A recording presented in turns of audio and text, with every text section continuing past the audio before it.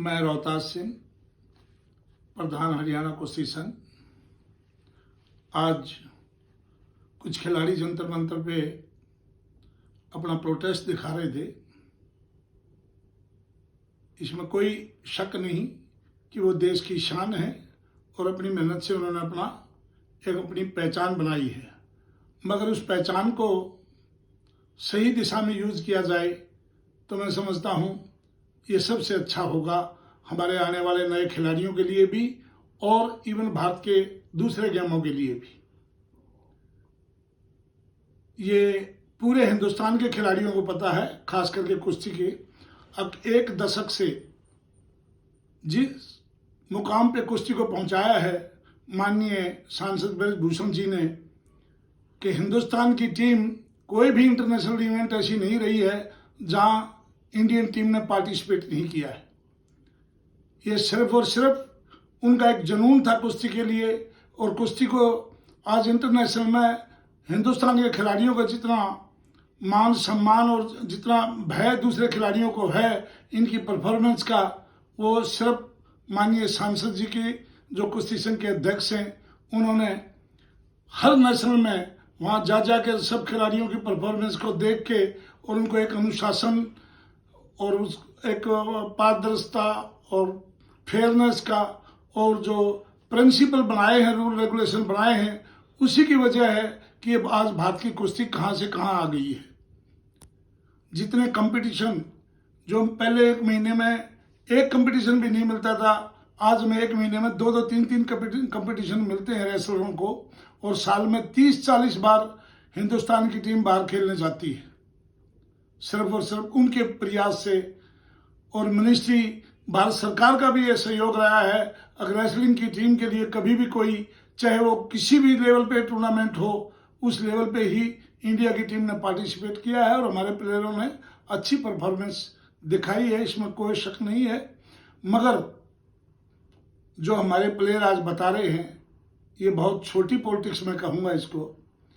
वो 10-12 साल से, आज एक शताब्दी से ओलंपिक हो रहा है और उस ओलंपिक में आज तक हमारा कोई गोल्ड नहीं आया है। मेहनत आप करते हो, हम मानते हैं अच्छी, लेकिन आपकी मेहनत को सही प्लेटफॉर्म पे ले जाने का जो काम, वो तो सभी अध्यक्ष और फेडरेशनें ही करती है। और माननीय अध्यक्ष जी ने पिछले एक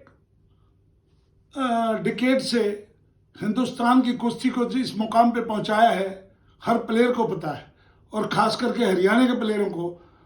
अनगिनत खिलाड़ी इंटरनेशनल बने हैं। अगर इतने कंपटीशन और इतनी पारदर्शिता नहीं होती तो फिर एक ही खिलाड़ी जाता रहता। और ऐसा पहली बार हुआ है 100 साल के अंदर कि दो खिलाड़ी डबल ओलंपिक खेले हैं, चाहे वो सुशील रहे हों, चाहे योगेश्वर दत्त रहे हों।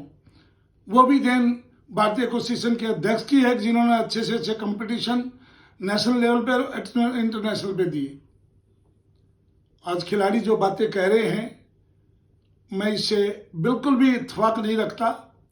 एक बहुत ही निराधार बात है, और वो भी लड़कियां जो हमारी इतनी अच्छी रेसलर रही हैं, वो इस तरह की बातें कहे अपने अध्यक्ष के बारे में।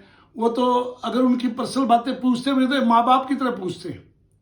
डिसिप्लिन तो घर में भी है, स्कूल में भी है और देश में भी है। बगैर डिसिप्लिन के तो आप एक दिन रह भी नहीं सकते, एक दिन चल भी नहीं सकते, कहीं भी कुछ काम भी नहीं कर सकते, चाहे ऑफिस है, घर है या कुश्ती का मैदान है। और ये एक इंडिविजुअल गेम है, बॉडी कॉन्टैक्ट गेम है, जो जीतेगा वही इसके अंदर है। आप नेशनल भी नहीं खेलो, आप कुछ ट्रायल भी नहीं दो और सीधे ट्रायल की उम्मीद करो और आपका नाम नहीं आए तो आप प्रोटेस्ट पे जाओ। ये खिलाड़ियों के लिए शोभा नहीं देता। ये पॉलिटिकल पार्टियां प्रोटेस्ट करती है। खिलाड़ी तो अपने हुनर से और अपनी मेहनत से दिखाता है, उसके लिए प्रोटेस्ट करने की जरूरत ही नहीं होती है। वो तो मैदान पे ही अपना रंग दिखा देता है, और हमारे खिलाड़ियों ने दिखाया है ऐसा। लेकिन अब किस तरह का मोटिवेशन और किस तरह की भावना इनके अंदर किस माइंड ने दी है, मैं नहीं मानता है। खिलाड़ियों की अपनी बात है और उनके दिल की बात है। उनकी ऐसा ग्रीवेंस कोई नहीं है। अगर था तो 12 साल से अध्यक्ष हैं ब्रजभूषण जी, उससे पहले तो कितनी भी बात उठ जाती। जितना इंफ्रास्ट्रक्चर, जितनी सुविधाएं हरियाणा में खुद मैं आपको 100 अकेडमी ऐसी दिखा सकता हूँ जिसे WFI ने मैट दे रखे हैं।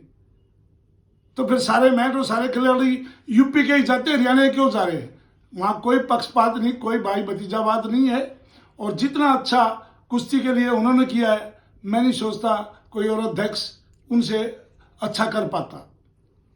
हमें उनके और मजबूत हाथ करने चाहिए, क्योंकि चाहे वो टाटा को लेके आए, चाहे JSW के लेके आए, तो खिलाड़ियों के लिए लेके आए हैं।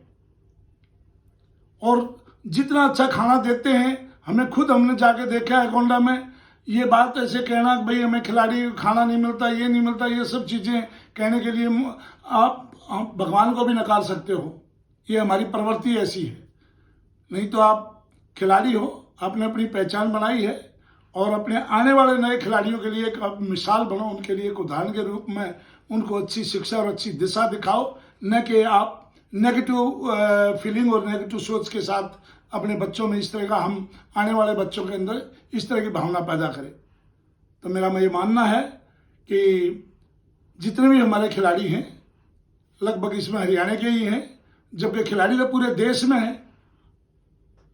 अगर ऐसी नीति फेडरेशन की रही होती तो पूरे हिंदुस्तान से आवाज आती। सिर्फ और सिर्फ चंद खिलाड़ी क्यों बैठे हैं वहां पे?